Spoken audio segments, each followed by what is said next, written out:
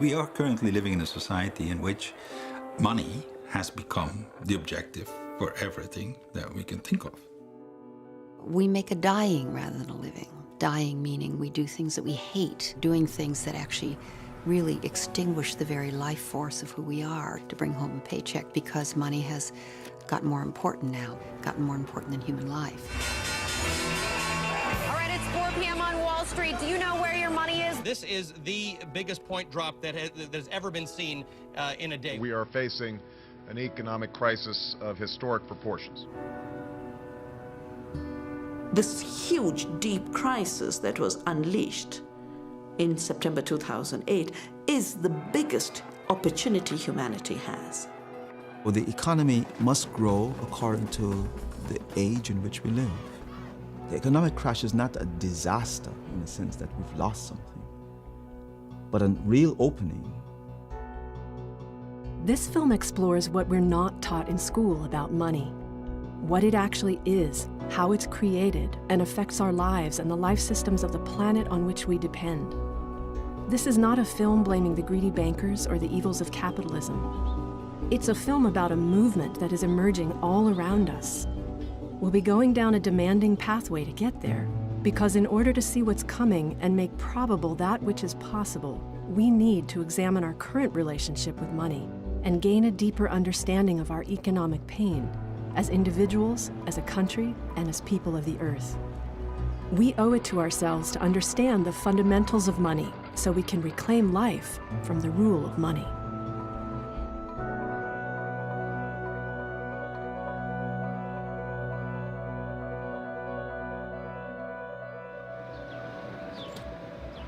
Over the course of a couple of years, I ended up in $47,000 worth of debt. This was all pure credit card debt. That classic story, robbing Peter to pay Paul, and it just kept accumulating and accumulating, and I couldn't keep up fast enough. Feeling this hold, this grip that I woke up with, and I woke up in the middle of the night with, constantly, in dread and in this fluttering panic about, oh no, oh no, oh no, how is this going to resolve? I can't see my way out of this. And that tremendous sense of entrapment and just pushing ahead and pushing ahead. It really took its toll on me on every level.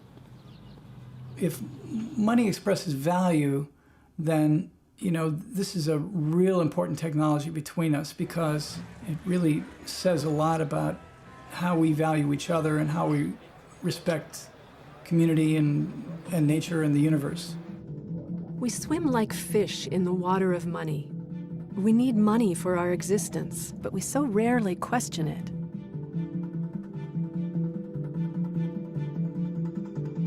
I use money every single day, so it kind of controls most people's lives. I think it's a driving force for everything that's going on around the world. To me, money is a means to acquire my needs and my wants and to survive in this economy. Money plays an important role in the life of every human being.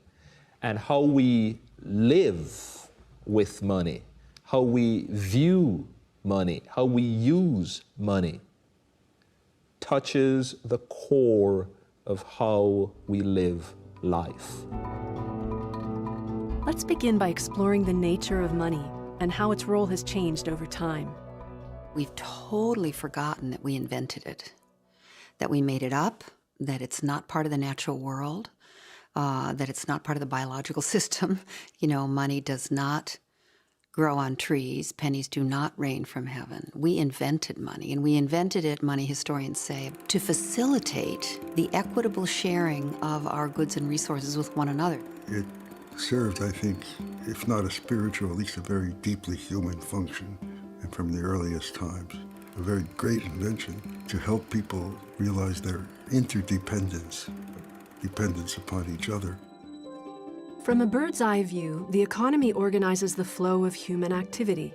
Goods and services circulate throughout society to satisfy human needs and wants. And we created money to facilitate that flow.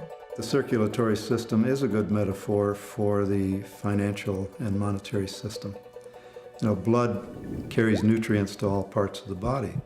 And the purpose of a monetary system is to carry value to where it's needed. The language of the financial system is hydraulics, liquidity and the valves and the pressures and velocity of money. All of these things are about a fluid flowing through a very complicated plumbing. When we talk about currency, if you think about that word, it's an interesting word. It's about flow. It's about a current. It comes from the Hebrew verb lazuz, to circulate. Money was never meant to be hoarded or amassed. It was meant to circulate as a way of uplifting the community. It used to be realized by every community. Anthropologists tell us this, and students of economic history tell us this, that in local communities, and you still find this in many indigenous cultures across the world, the expression of exchange between people reflected not only their regard for each other, but it reflected the intrinsic worth of that object as coming from the earth, and also as being blessed by a Godhead or a spiritual principle that honored the community and honored those two individuals who were making that exchange. In many ways, I think money has become a substitute for kinship, a substitute for a felt sense of reciprocity and interrelatedness that human beings had for thousands of years before the invention of money. The structure of societies in the past, their emphasis was on art, pleasure, culture, spirituality, family, etc. And money was just one of the multitudes of the things that they constitute. Never before in history has money taken such center stage. In the ancient world, when money was less center stage and religious life more central, we minted coins with images of the gods and goddesses and symbols of nature. Then the Romans came along and they started making gold and silver coins. But their image on the coin was no longer the gods and goddesses and the symbols of nature, but of Caesar, of the power of man on earth. And that was the beginning of the shift of money from being connected to something kind of sacred and mystical to being more representative of the power of the state. In the Enlightenment era of the 18th century, as our capacity for rational scientific thinking developed, displacing the rule and authority of the church, man's power on earth intensified. The way they started to reason then was that there is this world out there which, if God created it all, was a machine. And it was something that had observable laws that you could detect. And then once you had observable laws, you could then manipulate this machine to do as you will. There was no longer the sense of relationship with creation. We were somehow no longer created, but we were different. There was now this nature out there which was different from us. This leap in human consciousness gave birth to the Industrial Revolution and a whole new age of human economy. Before this time, our daily needs were met through home production and mutual giving within communities, and we used money only on occasion. Coming out of that, when we moved off the land and into factories, when we moved into the Industrial Revolution, that's at the point when we really became fixated on, I need money in order to survive. Cheap energy and machine production in the industrial age multiplied human population tremendously. As societies grew, so did the market economy, and money as the lubricant of the economy ascended into everyday life. Over time, what happened was money took over not as a means, but as a measure of wealth. And slowly it started to displace the real wealth-creating capacity of people. And it also started to displace the real wealth-creating capacity of nature, because those are the two places where actual things are produced. Our lives have become more monetized and commodified than I believe any other culture ever. Money is in everything. Even like a generation ago, there were a lot of functions that we didn't use money for. For example, childcare. Neighbors would watch each other's kids. Food preparation. Most meals were prepared and eaten at home. And if you go back 100 years, people didn't pay for entertainment. They sang songs themselves. People didn't pay for adventures. Today, kids will have kind of fake adventures with online adventure games. So we've converted all of these relationships and human functions into services, and then converted more and more of nature into goods.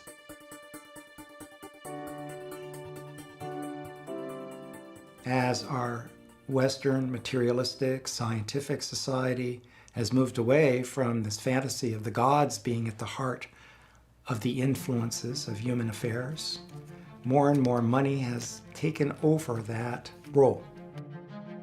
Have you noticed that many banks look like temples, and we refer to bankers as the high priests of finance?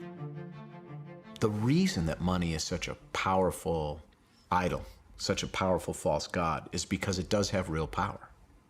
And in fact, it has some of the powers that our ancestors ascribed to God. Like God, money is everywhere and all-pervasive. It makes the world go round. People want money more than anything, even kill for money. We have privileged money over deity, and in fact made of money a deity in our culture. And that all kinds of spiritual disorders can result from that. Okay, I think I have all the envelopes I need for my accountant now. All the categories. I have been so emotionally controlled around money. From the time I can remember, we were always scared there was not going to be enough. I almost could see my father's head, working out the ledger. And he was a chain smoker. And I remember him sitting next to his bed writing sums on envelopes. And his mind was always going, will he be able to make ends meet? It totally shifted when I was 12 because he sold his business. But even though there was actually enough money then, it still didn't change the anxiety, fear, scarcity, terror that one day it could all be taken away and you could be left with nothing. It was such a disease in my house. It created so much terror. It's all part of the same theme. There's not enough. You have to harness all your energy to keep every penny. My grandfather used to say, every penny found is a penny closer to, I don't know what, heaven? I don't know where these pennies were going to accumulate to, but I pick up pennies on the street. Money has taken on godlike influence in our lives. What is money really, that it has such power?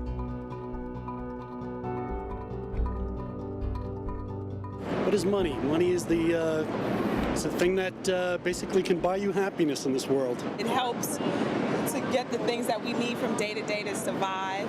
Other than the root of all evil, money is an incredibly handy thing to have that, I don't know. I have no idea. Money has existed in many forms, from shells to tobacco to gold.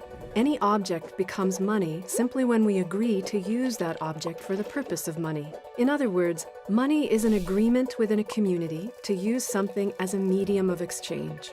The community could be local, could be a city, could be a country, could be the world.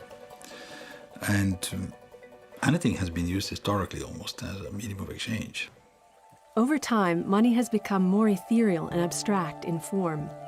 In 1971, money was delinked from physical substance altogether when President Nixon took the US dollar off the gold standard. Today's money has reached the height of godlikeness, existing in the form of binary digits and flowing through computers at optic speeds. We call that fiat money. It's money by decree. There's nothing intrinsically valuable in it. It's just that we all accept it in payment for goods and services. Another way of looking at it, it's a claim on a certain amount of purchasing power somewhere. And we've all agreed to honor that claim. If we cease to honor the claim, then it will cease to be of any value to us. Of course, that's true of any money. But gold or tobacco has intrinsic value, and so consequently, even if you decide you're not going to honor my payment in tobacco, I can still go smoke it or sell it for something. That has intrinsic value. Our current money supply has no intrinsic value whatsoever. It's just purely agreed upon social institution. Put simply, our money today is faith-based. How does that work? When I was little, I thought, well, the government makes money, and then I go and I work, and then I get some of that stuff and I use it to go buy my Barbie doll or whatever. You know, I just had a very simple idea. But we have released to the banking system, to private corporations, the power to issue money.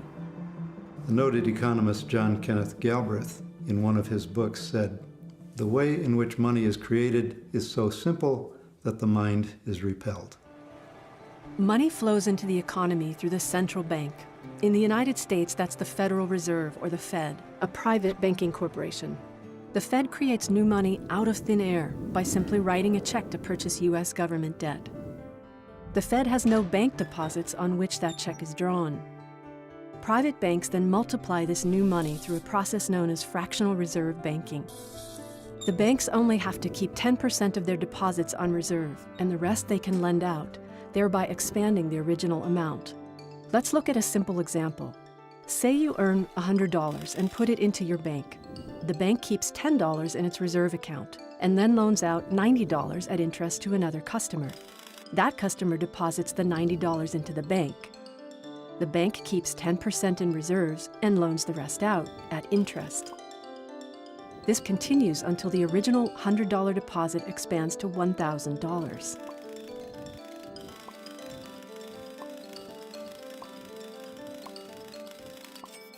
This process can be confusing, so don't worry if you don't get it at first. Most people don't. The important thing to remember is that all money comes into existence as debt. Now that we've explored the changing nature and influence of money over time, let's connect the dots on where we are today. Our current money system developed over a period of roughly 500 years and made the industrial age possible. But we live in a very different world than the early days of modern banking and money. Is the economic crisis a siren song urging us to rethink our system and culture of money? Kind of hard to say when I'll be able to make any payments, but what are my deferment options looking like at this point? I'm personally in debt. I've got about $50,000 that I owe to the government and other loaning institutions for my education.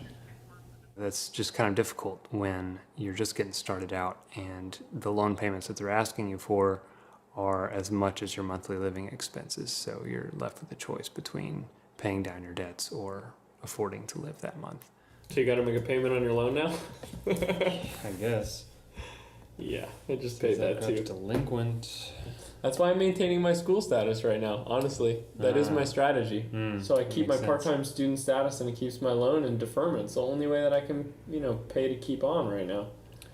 I mean, we're both stuck with a whole bunch of student debt, and we're not wanting to just go back into the same system that produced our own personal situations. So, what am I going to do? Go get some cubicle job where I'm compromising everything that I want to bring into the world in the ways that I want to add value and be creative and innovative.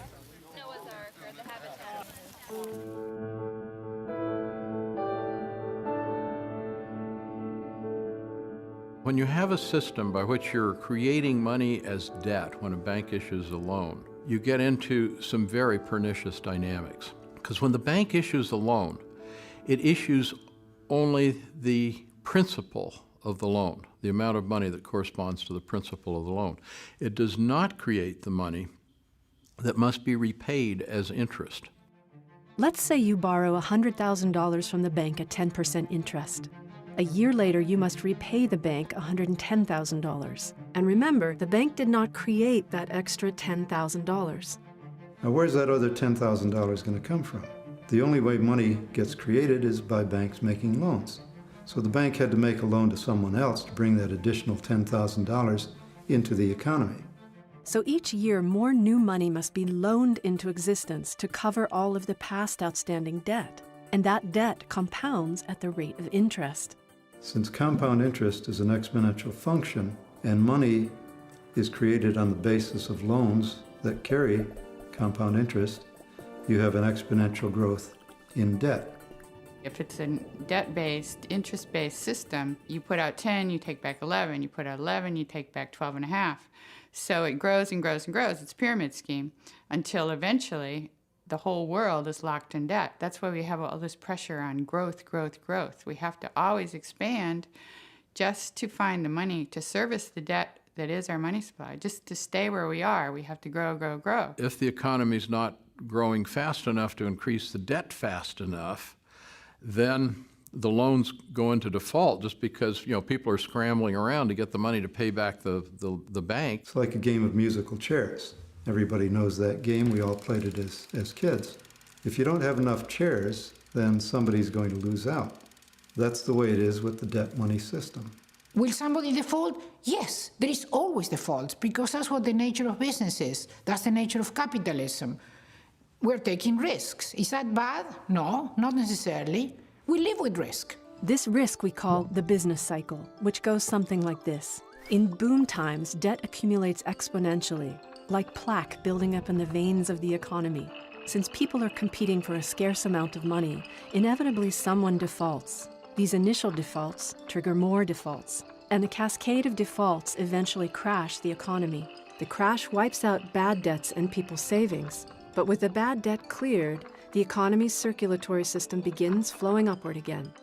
So it is a system that has boom and bust cycles built right into it. There had been 187 monetary crises over the last 25 years. There have been 96 banking crashes in the last 25 years. The system is systemically unstable. The reason the whole system's collapsing is that the whole world has been locked in debt. Every government's in debt, people everywhere are in debt. How could they all be in debt? Who are they in debt to? They're in debt to the bankers who created this whole system and are taking back more than they put out.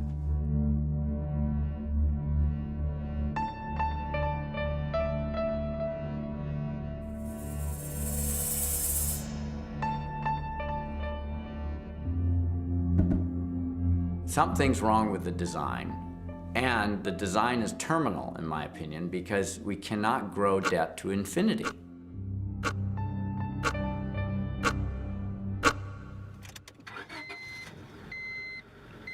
Certainly never anticipated bankruptcy. Real big feelings of shame and fear were all leading up to the decision of making the bankruptcy. Once I decided I was going to do it, it was like, oh, so much clarity opened up. Things got lighter automatically. And today, just completing it, it just feels like, one, it's not nearly as dramatic as you would think. Being in a courtroom and figuring it out, it's just like just another person on the docket. And there's so many of us these days. It's just remarkable. Even the man who checked me in was telling me that it used to be once every 6 months, and now it's twice a week that they're doing bankruptcy cases. That's the hardest part, was really fully acknowledging what I had created and then just feeling all of it, because there was terror, there was shame, there was guilt.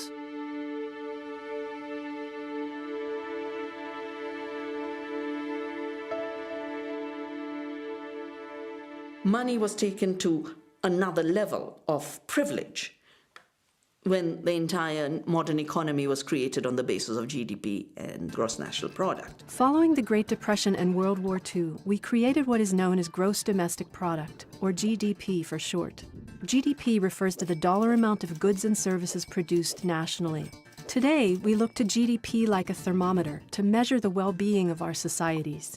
What we get into as we're just pursuing the growth in GDP is the faster we take useful resources out of the environment, run them through the economy, and to dispose of them as toxic waste into our air, water, and soils, we count that as progress, irrespective of whether that economic activity did anything to actually improve the value of people's lives.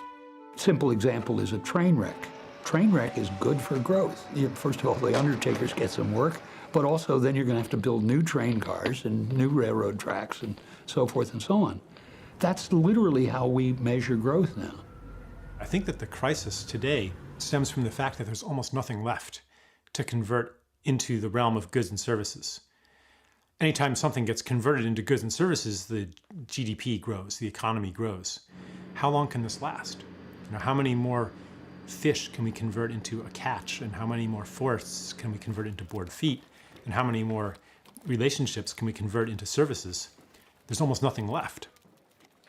We still haven't connected the dots between interest rates and climate change. We haven't recognized that in a debt-based economy, we have interest rates that are created. That means that there are loans that need to be paid back. In order to pay those loans back, then people produced too much, and people consume too much. Our whole environmental crisis is a consequence of an economy in which, in the aggregate as a species, we are consuming faster than the environment can regenerate.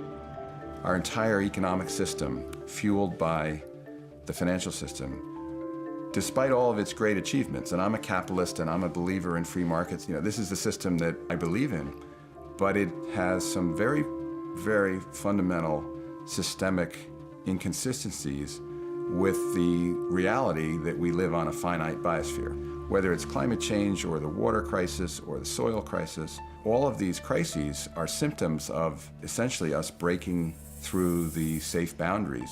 And that puts into question the whole premise of our ever-expanding system. And it's not capitalism versus socialism. Communism was an expansive system. So this isn't about politics. This is about physics. Say we have a planet, and we can either liquidate planet Earth right now for $60 trillion for maybe 10 years, so $600 trillion. Or we could live on Earth in perpetuity for maybe $5 trillion a year. Economically, the rational choice would be to liquidate it. I mean, it's absurd. You think we would never do that, but as a matter of fact, we are doing that. It's not a conscious decision, but that's the sum total of the logic of interest. So we live in a system that's growing at a compound rate on a finite planet. I mean, are you guys all freaked out about that? Seriously, do you sit around thinking about where this is going, or does that seem like a problem for the next generation? Anybody freaked out? No one looks freaked out. You're freaked out.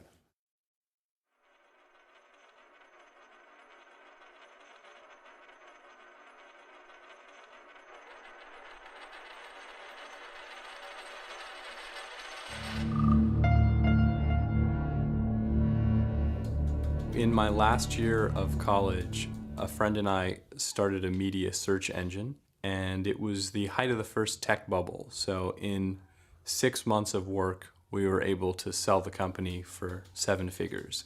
And that's way more money than any 23-year-old should ever have. A lot of it was denominated in stock options, and so it was still virtual wealth, but that was enough for us to catch the greed bug. The very first manifestations were on the material level, trying to buy all of these useless things on eBay that I didn't need. The first things that I started buying were swords, kind of a symbol of conquest, but also pretty useless. I actually caught myself being ridiculously greedy when I was truly considering buying a jetpack on eBay. This is very similar to the jetpack that I was looking to buy. You can see the 2 tanks on the back of the fuel. You get about 60 seconds of thrust for $8,000 of fuel, and the actual pack itself cost $15,000. There was absolutely no research involved in figuring out how to get the best deal on the jetpack. It was just like, whoa, that's a jetpack. That is so cool. I want to buy one. It was kind of like a sugar high. You feel a lot of intensity and energy, and it lasts just a very short time, but then you quickly have a crash afterwards and a feeling of emptiness.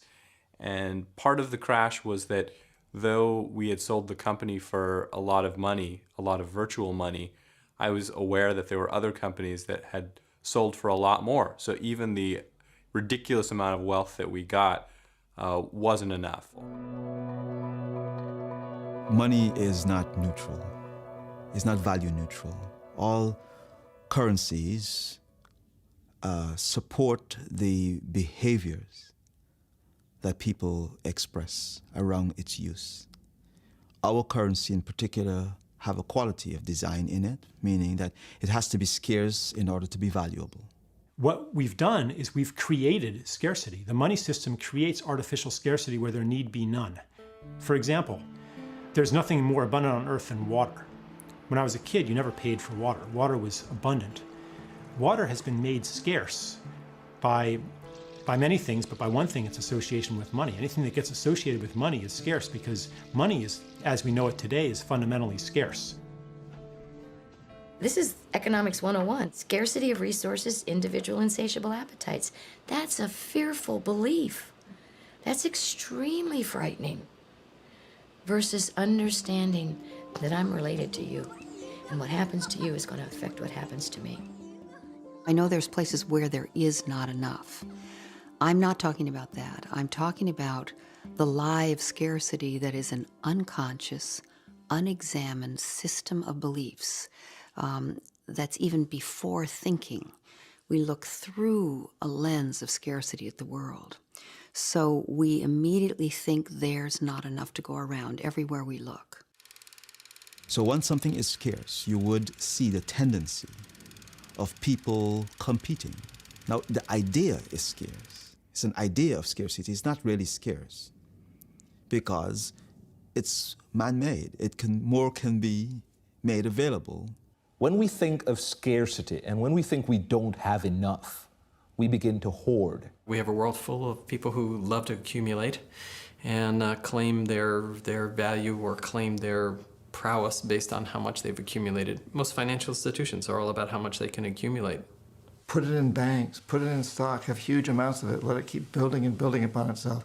When I was a kid, if somebody could say he was a millionaire, that was amazing. Now it's almost meaningless. You know, it's like you got to be a billionaire or more, and it's become this goal in and of itself. There's a sickness there. It's an addiction, and it also means that it drives people to do everything they possibly can to exploit everybody else just to get more money. It has also encouraged sociopaths. I think it's created sociopaths. Actually, the accumulation is extremely unhealthy. It's like having a blood clot, in a way. I mean, we die when that kind of circulation is stopped. Money will make us a little bit more happy, particularly if you're very poor. There's a certain amount of money that will move you from poverty to having what Erich Fromm called a pleasant sufficiency of means. What we might think of as just as a middle-class lifestyle where your adequate basic needs are cared for. But beyond that, it doesn't seem to buy much happiness. We have projected onto money, naturally because of how things evolved, all of our hopes, all of our dreams, all of our fears, all of our desires, because money seems to be the thing that stands between us and getting our needs met.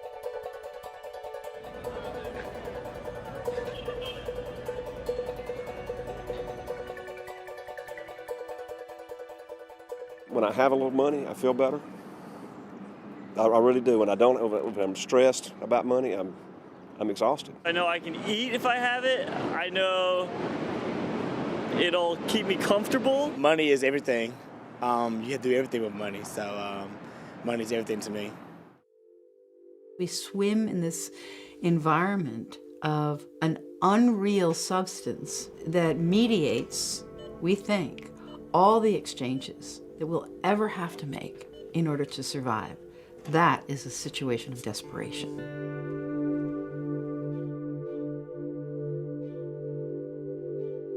Today, about 2/3 of our economy is based on consumer spending. Because the economy requires constant growth, if we stop spending, we fall into a recession or worse. Instead of citizens, we kind of think of ourselves and are referred to as consumers. And that word means he or she who depletes, takes, destroys, or diminishes. The debt-based economy means that we are not addressing each other as people. We're addressing each other as commodities. We're seeing what we can get from each other. Money becomes an instrument for satisfying desires that are somehow there. But desires can be artificially created by the external world. You know, we're being bombarded with thousands of images every day that are telling us that we don't have enough, we don't look right, we don't smell right, we're not lovable, our houses aren't clean. Which convinces us that we've got to have all kinds of things that we don't need, and we're constantly accumulating more and more and more and more and more. Okay, it's all reuse stuff, but that doesn't mean there's not stuff. Wait a minute, prepare. I'm serious. You'll look over at the wall of shame. Look it. It's like a house constructed of Rubbermaid tubs. Bob and I were getting married and combining households. So you put the stuff all together and say, Now, where are we going to put this? You just see all of this. You're lugging it, you're carrying it, you're figuring out what to do with it, and it just seemed obscene. That's the word I keep using. It just seemed obscene, like all this stuff that maybe we would use, maybe we used it once, like maybe it was camping gear, and we only camp never. So we were having a garage sale. We had tables and tables of stuff out in the garage, and I'm looking at it, and I just got this feeling like, ooh, I don't even want people to know that we have all this stuff. What does this say about me, about us? They call Americans materialists, and I think we're very poor materialists because we don't appreciate the material. The real materialist has an experience of pleasure in relationship to stuff. But what we have is some frantic process of moving as much stuff through our lives as possible in a desperate search for a sense of security and a sense of value and worth. What is it that human beings really need? I mean, shopping has never been a way to satisfaction. Show me one shopping addict who says, now I've shopped enough. We really have very few boundaries around enoughness. How much is enough? I mean, you ask everybody that question, and there's no limit to how that gets answered.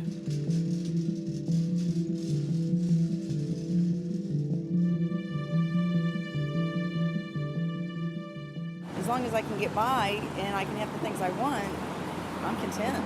You only need enough to make it through the day. There's no limit. The more you have, the better. I'm not sure if I have an answer. We have so much fear and suffering around money. Families fight, even divorce, over money issues. Relationships fall into distrust. We get sick from worrying about money. I've worked with many of our global billionaires, and they're suffering in their relationship with money. They can't even sleep at night if the stock market starts to go down because they think they are their financial net worth. If we can just insulate ourselves for just a moment from this barrage of messages that comes down upon us in our culture, we all know, as our deeper and better selves, we all know that a person's real worth has nothing to do with his or her net worth. But our default position is money.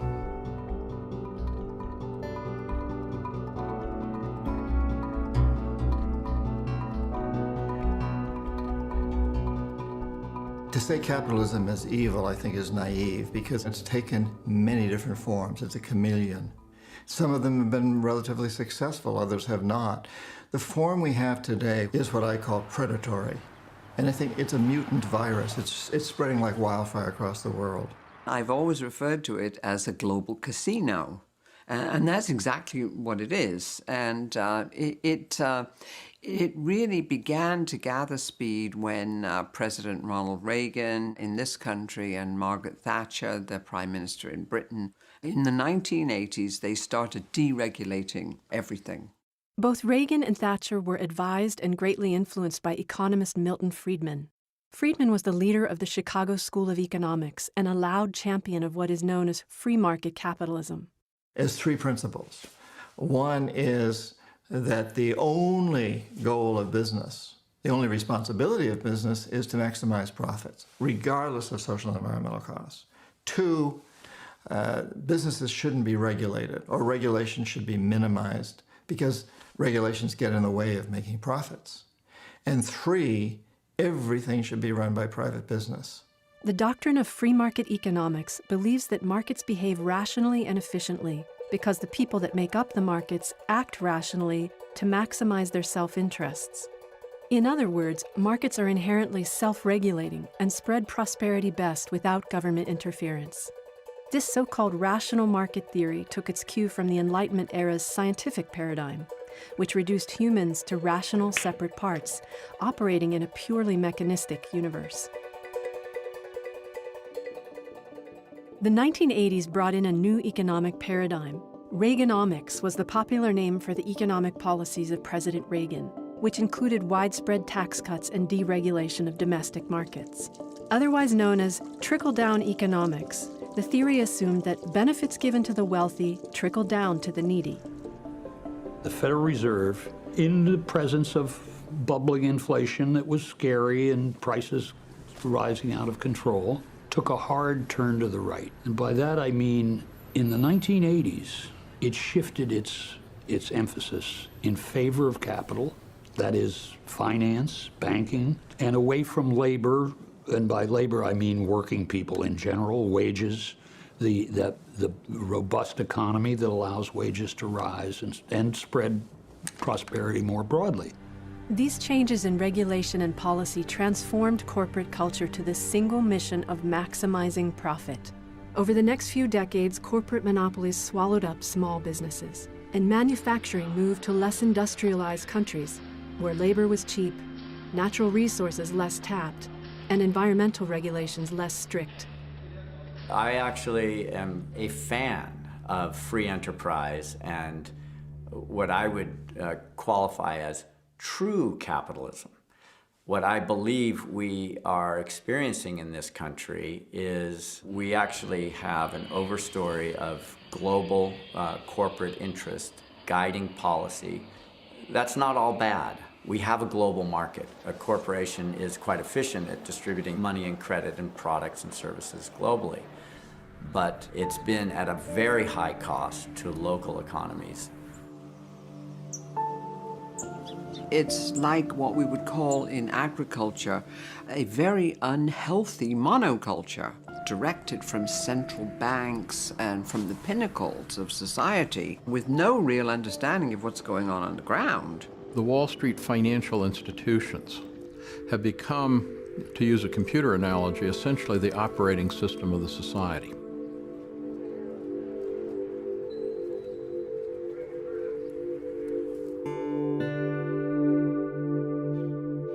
We heard years ago that about trickle-down economics during the Reagan era in the United States. What's actually happened since that idea came into the collective is the opposite.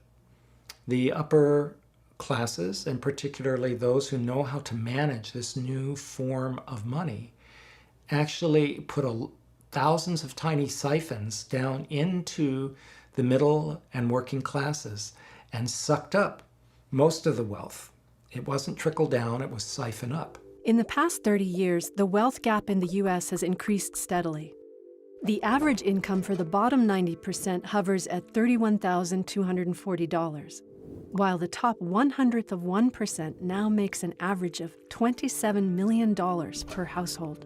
In our gut, we feel like something's wrong. How come my standard of living is going down generation to generation, while the global elite is garnering money that is incomprehensible? People who have net worths of tens of billions of dollars. And yet the guy on the street, actual quality of life and wealth accumulation is becoming ever more difficult. You can call it many words: a plutocracy, a kleptocracy, a corporatocracy, a cannibalocracy.